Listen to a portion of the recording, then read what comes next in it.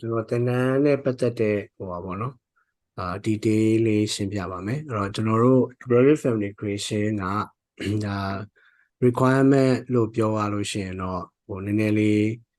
ပြောတင်တယ်ပေါ့နော် Revit Family Creation အတန်းကိုလေ့လာတော့မယ်ဆိုလို့ရှိရင်အရင်ဆုံးတော့Revit modeling basic ကိုတော့ basic ဒါမှမဟုတ် fundamental ဒါမှမဟုတ် essential ပေါ့နော်ဘာလို့ပဲခေါ်ဒီ3ခုဒီ modeling ကတော့တည်ထားရမယ်အဲ့တော့ကျွန်တော်တို့ကRevit Family Creation လို့ပြောတော့အများစုကကျွန်တော်ကိုပြောမှာပါเนาะအဲ့တော့Archi နဲ့ပတ်သက်တာတင်ပါလားเนาะဟို structure လား MEP လားပေါ့နော်အဲ့တော့အဲ့ question ကလည်းနောက်ထပ် question တစ်ခုဖြစ်တယ်အဲ့တော့ဒီ Revit Family Creation နဲ့ပတ်သက်လို့ရှိရင်ကျွန်တော်ကကျွန်တော်ရဲ့ Family Creation အတန်းဒီ fundamental ဖြစ်တဲ့အတွက်တချို့ကလည်းဟိုပါပေါ့နော်ဟိုဘယ်လိုမျိုးလေးရှိလဲဆိုတော့တိတ်နားလည်မှုလွဲတာပေါ့လေနော်တင်တန်းတင်ရင်းထဲမှာကျွန်တော်ကလည်းဟိုကိုမရှင်းပြမိတဲ့ကိစ္စလေးတွေပါလာတဲ့ခါကျတော့ဟိုကျောင်းသားတချို့ကဟိုဒါကျွန်တော်ရှေ့ရအတန်းတစ်ခုမှဖြစ်ခဲ့ဘူးလို့ပြောတာပေါ့နော်အဲ့တော့ကျောင်းသူတယောက်က MEP basic ပေါ့လေအဲ့တော့အဲ့မှာသူကဟိုကျွန်တော်တင်တာတွေကိုလည်းဟိုဟာပေါ့အစားဆုံးဒီသင်ခန်းစာတွေအကုန်လုံးကိုတေချာနားထောင်ပုံမပေါ်တဲ့အခါကျတော့ကျွန်တော်တို့ဒီ family creation သွားတဲ့အခါမှာကျွန်တော်တို့ကဘာသင်ရလဲဆိုတော့အရင်ဆုံးဒီ general concept ပေါ့နော် general concept ဆိုပြီးလို့ရှိရင်သင်ခန်းစာတွေကျွန်တော်ပေးမှာပါအရင်ဆုံးဒီ profile တွေform တွေနော် form တွေသင်ရတယ် profile တွေ form တွေသင်ရတဲ့အခါကျတော့ရသောအားဖြင့်လွယ်တာက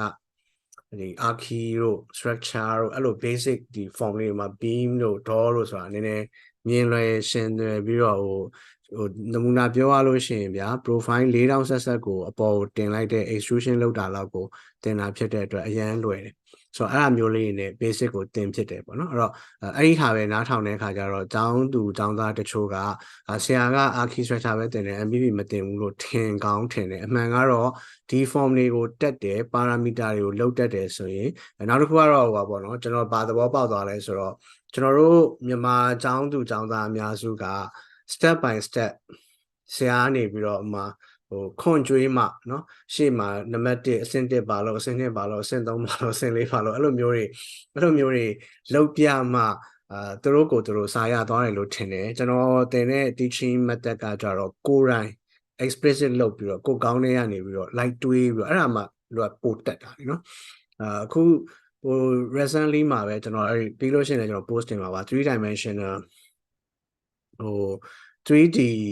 dimension ထိုးတဲ့ family creation parametric เนาะ material လည်း change လို့ရတယ်လန့်နေလေအဲ့လို parametric family တခုကိုလောက်ခိုင်းလိုက်တဲ့အချိန်မှာကျောင်းသားတွေဆရာဘာမှထွက်မလာဘူးအဲ့တော့ဘာကြောင့်လဲဆိုတော့စကတည်းကကျွန်တော်သွားတဲ့ approach ကိုစနစ်တကျ line မလုပ်တဲ့အခါကြာလို့ရှိရင်အဲ့ဒီပြဿနာလေးရှိဟိုကျွန်တော်ဒါကို disclaim လုပ်နေရမှာမဟုတ်ဘူး disclaimer မဟုတ်ဘူးဟိုကျောင်းသားတွေကိုစူးစမ်းစေကျွန်တော်ကဘာဖြစ်လဲဆိုတော့ archi ကျောင်း archi background ရှိတဲ့ကျောင်းသားတချို့ဆိုလို့ရှိရင်ကျွန်တော်ကမှထားပါတော့ bookshop လေးတစ်ခုကိုဟို step by step တော့မလုပ်ပြဘူးဒါပေမဲ့ concept ကိုဟိုလိုလုပ်လို့ရတယ်ဒီလိုလုပ်လို့ရတယ်လို့ရှင်းပြတဲ့အခါမှာသူတို့အတွက်နည်းနည်းလေးဟိုပါပေါ့နော်အခက်အခဲဖြစ်တယ်အဲ့တော့ကျွန်တော်ကအဲ့ဒီဟာလေးတွေကိုရှေ့ကသင်တန်းတွေရဲ့နော်အခက်ခဲတွေကိုကြုံသွားပြီးတဲ့အခါမှာကျွန်တော် realize တခုဖြစ်သွားပါတယ်ကျွန်တော်ကျောင်းသားတွေဒီ step by step လုပ်ပြရတာကိုကြိုက်တယ်အဲ့တော့တခုတော့ကျွန်တော်ပြောချင်ပါတယ်အဲ့တော့ဒီသင်ခန်းစာတွေဒီ archi ရော structure ရော MEP ရောအကုန်လုံးကို supporting လုပ်တဲ့ essential ဖြစ်တဲ့အတွက် basic တွေကတော့form တွေကိုပြောတဲ့အခါမှာတချို့နမူနာလေးတွေက MNE မပါခဲ့သည်ရှိတော့ဒါလေးကိုတီးခံပြီးတော့ concept ကိုနားလည်ဖို့လိုတယ်ကျွန်တော်သင်ခန်းစာတွေထဲမှာ MEP ကိုဘယ်လိုလုပ်ရတယ်ဆိုတဲ့အချက်တွေလည်းအသေးစိတ်ပါတယ်နော်အဲ့ဒီအခါကျတော့မှအဲ့ဒီဟာတွေကိုဆက်ပြီးတော့မှဆိုတာ Lego လိုပဲ step တစ်ခုနဲ့တစ်ခုကိုဆက်ပြီးနားလည်တော့မှ all family creation ကကျွန်တော်သင်တဲ့သင်ခန်းစာကျွန်တော်သင်တဲ့သင်ရိုးကarchi တော့လည်း support လုပ်လို့ရတယ် structure တော့လည်း support လုပ်လို့ရတယ် MNE တော့လည်းကျွန်တော်က idea တွေရော concept တွေရော method တွေရောအကုန်ပေးလိုက်တယ်ဒါပေမဲ့ license အားပြီးလုံးမှာကျွန်တော်မေးလို့ရတယ် question တွေမေးလို့ရတယ်ဒါပေမဲ့မမေးဘူးဆိုမလုပ်လို့ဘာဖြစ်လို့လဲဆိုတော့ចောင်းသားတွေကခုနဟောလို့ပေါ့နော်ကျွန်တော် CCTV လုပ်မယ်ဆိုရင် CCTV အကြောင်းကိုကမလေ့လာထားဘူးအဲ့ဒီဟာကို study ဟို spec တွေကိုလေ့လာပြီးတော့မှကျွန်တော်တင်တဲ့ form လုပ်နည်းတွေနဲ့ like လုပ်ကြည့်ပြီးမရတော့မှဒီနေရာကဘယ်လိုဖြစ်သွားတယ်အဲ့ကြတော့မှဟို Q&A လေးနဲ့လုပ်မှပို့ပြီးတော့ improve ဖြစ်တာအဲ့ဒါဟိုစဉ်းစားနဲ့ပြောပြเนาะဒါ teaching ဟိုသွားတဲ့ဥစ္စာလေးပေါ့နောက်တစ်ခုကကျွန်တော်တို့တကယ် on ground မှာလုပ်တဲ့အခါကျလို့ရှင်ဘာတွေကြုံရလဲဆိုတော့ကိုကတော့အဲ့လိုမျိုးတွေလုပ်လိုက်တယ်ဒါပေမဲ့တကယ်လဲကြရောဘာသွားတွေ့လဲဆိုတော့တကယ် CR တင်လိုက်တာ ਨੇ ဒီ project မှာလုပ်တာ ਨੇ နောက် project မှာတော့နောက် project မတူတော့ကျွန်တော်တို့ကိုယ်တိုင်လည်းဒီ project နဲ့နောက် project တွေမှာမတူတာအများကြီးပဲဒါပေမဲ့ဘာဖြစ်လဲဆိုတော့ basic လေးရလာတဲ့အခါမှာအဲ့ဒါကို modification တွေလုပ်ရင်လည်း family creation ကို join ကျင်သွားတယ်အဲ့ဒါအရေးကြီးအဲ့တော့ဒီဟာလေးကိုဆက်စအောင်ဆုံးမှာပြောရတဲ့အကြောင်းရင်းကတော့เนาะဟို understanding misunderstanding ဖြစ်မှာဆိုတော့အဲ့တော့ကျွန်တော်တင်တာဒီ fundamental လုံးဝเนาะ euro ကို0 to hero ပေါ့နော်ဒါ z ရေးတာနော်0 to hero ဖြစ်အောင်ကျွန်တော်တင်တာဖြစ်တဲ့အတွက်လိုက်ပြီးအုံနောက်လိုက်စားရင်တော့ပိုတော်လာလိမ့်မယ်။အဲ့လိုမှမဟုတ် step by step လုပ်ပြဆိုလို့ရှင်တော့ကျွန်တော်တချို့family လေးတွေကိုတော့ကျွန်တော် step by step လုပ်ပြမယ်။ဒါမှမဟုတ်လို့ရှင်လည်းကျွန်တော်ကို support လုပ်နေတဲ့ assistant lecturer trainer တွေကကျွန်တော်ကိုစားဒီ family တွေကို step by step သူတို့လည်း professional trainer တွေပဲအဲ့တော့သူတို့ကျွန်တော်ကိုကူပြီးတော့step by step လုပ်ပြပါလိမ့်เนาะနောက်တစ်ခုကအခုဒီတင်မဲ့ဟာတွေအကုန်လုံးကเนาะအမှန်တော့ကျွန်တော်ဒါက start from 20ဟိုပါပေါ့เนาะ next year ပေါ့အဲ့တော့ဒါပေမဲ့ဒီအခုကစပြီးတော့ကျွန်တော်ကဘာတွေစပြီးတော့ဟိုပို့ပြီးတော့ပေါ့เนาะ blended learning လို့လည်းပြောလို့ဟိုမှတ်လို့ရတယ်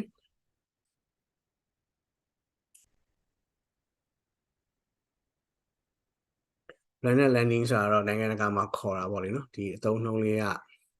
အရင်ကြီးတဲ့သူတွေအတွက်တော့နည်းနည်းလေးဟိုစိမ့်နေလိမ့်မယ်ဒါပေမဲ့ကျွန်တော်ဗာရှင်းပြချင်တာလဲဆိုတော့blended learning မှာအားတာတဲ့အချက်လေးတွေရှိတယ်အဲ့ဒီအချက်လေးတွေကျွန်တော်ပြောပြမယ်နော်အဲ့တော့အရင်ဆုံးကျွန်တော် OVP ဆိုတာကိုလည်း recently မှာကျွန်တော်မိတ်ဆက်ပေးထားတယ်အဲ့တော့ OVP ဆိုတာ online video platform ပေါ့နော်အဲ့တော့ online platform တစ်ခုကိုသုံးပြီးတော့ကျွန်တော် video lesson တွေပေးတယ်အဲ့တော့ဟိုအများစုကဘာနဲ့ confuse ဖြစ်လဲဆိုတော့ကျွန်တော်မြန်မာနိုင်ငံမှာအများဆုံးတင်နေတဲ့ဟိုပါပေါ့နော် Facebook group တို့ Viber group တို့group ပေါင်းမြောက်များစွာနေ video သင်ခန်းစာတွေနဲ့တင်နေဆိုကျွန်တော်တို့ကျောင်းသားအများစွာ impression down သွားတယ်ဘာလဲဆိုတော့ video သင်ခန်းစာပြင်းစရာကြီးသူ video ကြီးရဲ့ဂျာကြီးပဲဘာမှလည်းမသိဘူးအဲ့လိုမျိုးတွေconfuse ဖြစ်တယ်နော်ကျွန်တော်ကိုလည်းဆရာတချို့က feedback ပေးတယ်ဆရာ video သင်ခန်းစာတွေကကျောင်းသားတွေမတက်ချင်ဘူးဘာဖြစ်နေအဲ့တော့ကျွန်တော်ကနည်းနည်းဒါကို clarify လုပ်ချင်တယ်ကျွန်တော်ဒီ video lesson တွေတင်တယ်လို့ပြောတဲ့အချိန်မှာကျွန်တော်လုပ်ထားတဲ့ production ကเนาะဟိုသူများတွေမြန်မာနိုင်ငံမှာ traditional တင်နေတယ်လို့မျိုး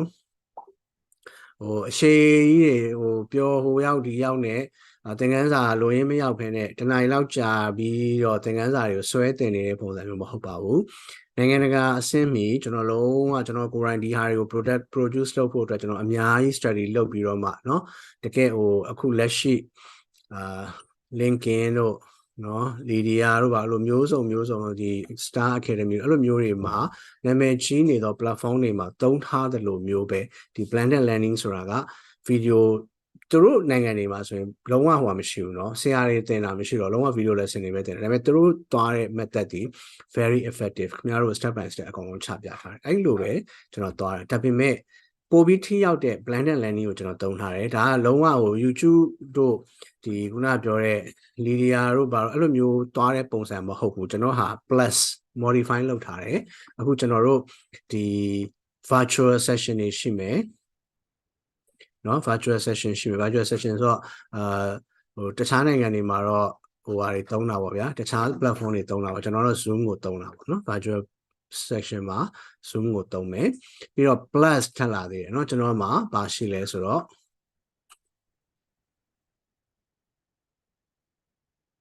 Okay လက်ရေးကတော့နည်းနည်းဆရာဝန်လက်ရေးဖြစ်သွား COMMUNICAT communication channel ရှိမယ်เนาะကျွန်တော်မှာ CC တွေရှိမယ်အဲ့တော့ communication channel တွေကကျွန်တော်တယောက်တည်းမဟုတ်ဘူးတခြားဟို co trainer တွေလည်းပါတာဖြစ်တဲ့အတွက် ကျွန်တော်တို့ any Q&A anytime မှာမေးတဲ့အခါမှာကျွန်တော်တို့ response ကတော့ immediate ဖြစ်ချင်မှာဖြစ်ပဲဒါပေမဲ့ within a day within an hour မှာကျွန်တော်တို့အတက်နိုင်ဆုံးဒီ question တွေကိုဖြေပြီးမှဆိုတော့ကျောင်းသားတွေစာလုပ်ဖို့ပဲလိုတယ်အဲ့တော့အခုသွားမဲ့ teaching method ဒီเนาะလုံးဝထပ်ပြီး repeat လုပ်ရရင် OBB plus CC plus virtual ပေါ့နော် virtual session VS ပေါ့တနည်းအားဖြင့်ကျွန်တော်တို့ကတော့ Zoom နဲ့တုံးတယ်ပေါ့ဆိုတော့အဲ့၃ခုနဲ့သွားတာဖြစ်တဲ့အတွက်ကျောင်းသားတွေအတွက်ဘာအဆင်ပြေလဲဆိုတော့သင်ခန်းစာတွေကိုပြင်းနေအောင်ဆရာနဲ့အဲ့လိုပြောနေတဲ့အချိန်မှာတိတ်ပြီးတော့စိတ်မပါတာတို့ကိုကပင်ပန်းနေတာအလောက်ကပြန်အဲ့လိုပြဿနာလုံးဝမရှိတော့ဘူး no issue အဲ့လိုမရှိတော့တဲ့အပြင်ကိုကျွန်တော်ကလည်းသင်ခန်းစာကိုအပိုင်းပေးပြီးတော့ဒီဟာကိုဘယ်နေ့မှအပြီးလုပ်မယ်အဲ့တော့ဘာအချိန်ရသွားလဲဆိုတော့တကယ် practical လုပ်မဲ့အချိန်တွေရတယ် when we meet up for virtual session မှာနော် virtual session မှာတွေ့တဲ့အခါကြလို့ရှိရင်ကျွန်တော်ကိုဘာလုပ်ပေးရမလဲဆိုတော့ question တွေစုလာပါနော် okay လုပ်နေတဲ့ mail ကျင်တာက communication channel မှာ anytime mail လို့ရတယ်ဒါပေမဲ့တကယ် big issue တွေမှာလုပ်ကြည့်ရင်လည်းလုပ်လို့မရတော့ဘူး screen share ရမယ်ဘာညာဆိုလို့ရှိရင်ကျွန်တော်ကို virtual session မှာ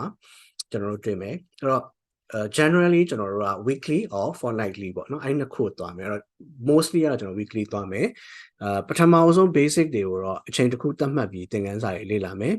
after that မှာကျွန်တော်တို့ assignment တွေပေးမယ်နော်လက်တွေ့လုပ်မယ်အဲ့တော့အခုဒီသင်တန်းမှာ Archi လဲပါမယ် structure လဲပါမယ် MEP လဲပါမယ်အဲ့တော့good thing ကနော်ဒီ basic ဖြစ်တဲ့ form တွေ shape တွေလုပ်ပြီးသွားတဲ့အချိန်မှာအဲ့တော့ Archi နဲ့ပတ်သက်တဲ့သူကို Archi နဲ့ပတ်သက်တဲ့ very simple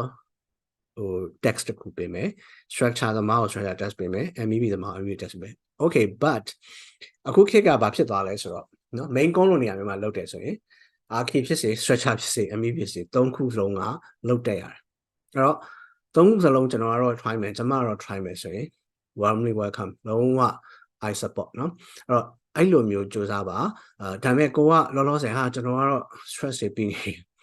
အခုမှစင်ကူရောက်လို့အလုပ်တွေလုပ်နေရလို့အဲ့တော့ Archi လေးပဲလုပ်ပြစေ structure လေးပဲလုပ်ပြစေ MEP လေးပဲလုပ်ပြစေ it's okay up to you เนาะအဲ့တော့ကျွန်တော်ကတော့လူကြီးတွေကိုတင်တာဖြစ်တဲ့အတွက်ကလေးတွေလိုမျိုးတုံးပြပြီးတော့အင်စာမပြီးသေးဘူးလားမထက်သေးဘူးလားဟိုမလုပ်သေးဘူးလားတရားမလုပ်သေးဘူးလားကျွန်တော်ပြောမှာမဟုတ်ဘူးအဲ့တော့ just very simply ကျွန်တော်တင်မဲ့ဟာတွေမှာသင်ခန်းစာတွေပေးမယ်ပြီးလေ့ကျင့်ခန်းတွေပေးမယ်ပြီးတော့တကယ်လုပ်ရတဲ့ project မှာလုပ်ရတဲ့ဟာတွေကိုလက်တွေ့ study လုပ်မယ်အဲ့တော့ more effective ဖြစ်မယ်เนาะအဲ့တော့OVP lesson တွေက OVP lesson တွေသွားမယ်ပြီးလို့ရှိရင် additional တွေကို repeatedly သွားမယ် that is the way I will teach ပေါ့နော်အဲ့တော့ကျွန်တော်တို့ဒီပုံစံလေးနဲ့လေ့ကျင့်ကြမယ်အဲ့တော့များလေ့ကျင့်လေလက်တွေ့များလုပ်လေခင်ဗျားတို့အတွက်ပိုအကျိုးရှိလေအဲ့တော့ဒါလေးကိုတော့စနစ်တကျလုပ်စေချင်တယ်အဲ့တော့ကျွန်တော်တို့ကအခြေခံသွားတဲ့အခါမှာform တွေဒီ creating form လို့ကျွန်တော်တို့သုံးတာပေါ့နော်အဲ form သုံးတဲ့ဟာတွေဆိုတာcircle Shafia လောက်တာတို့cubic ပုံစံတွေပေါ့နော် cube တွေလောက်တာတို့လို့ကြိုက်တဲ့ပုံစံတွေတော့ solid ရှိမယ် void ရှိမယ်မျိုးသွားတယ်ပြီးလို့ရှိရင် profile တွေသုံးမယ်အဲဒီဟာတွေကနေပြီးတော့မှဒီအခြေခံတွေရပြီဆိုတော့မှခင်ဗျားတို့ Archi အတွက်ပဲလုပ်လို့ structure အတွက်ပဲလုပ်လို့ MEP အတွက်ပဲလုပ်လို့ကြိုက်တာလုပ်လို့ရတယ်เนาะအဲဒီဟာကိုကျွန်တော်တို့ step by step သွားမယ်အဓိကကျောင်းသားတွေစီကကျွန်တော်တို့တင်တဲ့ support က OVP lesson တွေကို regularly လုပ်ပါ study လုပ်ပါဒါပေမဲ့ကျွန်တော်ရဲ့ OVP lesson ရဲ့အားသာချက်ကခုနပြောသလိုပေါ့လုံးဝနိုင်ငံတကာအဆင့်မီကျွန်တော်တေချာ short to the point လုံးဝ key point ကိုပဲသွားထားတာဖြစ်တဲ့အတွက်လုံးဝအခက်အခဲမရှိဘူးလုံးဝသူ့လိုရင်းကိုပဲရောက်သွားမယ်အချိန်အများကြီးမပေးရဘူးတခုကောင်းတာက OVP lesson ဖြစ်တဲ့အတွက်ကျွန်တော်တို့Zoom အချိန်ကိုစောင့်ရတာတို့မီးလာမတို့ဘာတို့ညာတို့မလိုဘူးကြိုက်တဲ့အချိန်anywhere ပေါ့နော်ကြိုက်တဲ့အချိန်ကြိုက်တဲ့နေရာမှာလေ့လာလို့ရတယ်เนาะအဲ့ဒါလေးကိုကျွန်တော်တစ်ချက်ပြောချင်ပါတယ်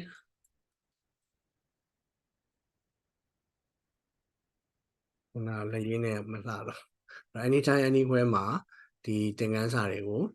လေ့လာလို့ရတယ်လုံးဝအဆင်ပြေအဲ့ဒါပြီးတော့မှလေ့ကျင့်ခန်းတွေကိုလုပ်မယ်လေ့ကျင့်ခန်းတွေကကျောင်းသားများလုပ်နိုင်လေเนาะကျွန်တော်သင်တန်းတွေက batch တွေမတူကြတဲ့အခါမှာဒီ batch တစ်ခုချင်းစီမှာလုပ်တဲ့ကျောင်းသား ပေါ်မှာမူတည်ပြီးတော့သင်ခန်းစာတွေအများကြီးပြီးမယ်ကိုကလုပ်ကြည့်တင်တာရှင်အချိန်မျိုးလုပ်ကြည့်လို့ရတယ်the more you ask the more you will learn เนาะအဲ့ဒါတွေကတော့ is up to you ကျွန်တော်ကတော့ကိုသတ်မှတ်ထားတဲ့လောက်တော့အားလုံးခြုံငုံပြီးတော့လုပ်နိုင်လောက်တဲ့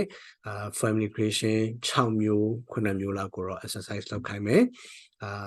ဒါတော့ចောင်းသားတွေမှာမဟုတ်တယ်တချို့ចောင်းသားတွေမလုံးဝမလိုက်နိုင်ဘူးဆိုရင်တော့လည်းကျွန်တော်ရသလောက်နဲ့ဖြည့်ရတာမျိုးရှိတယ်เนาะအဲ့တော့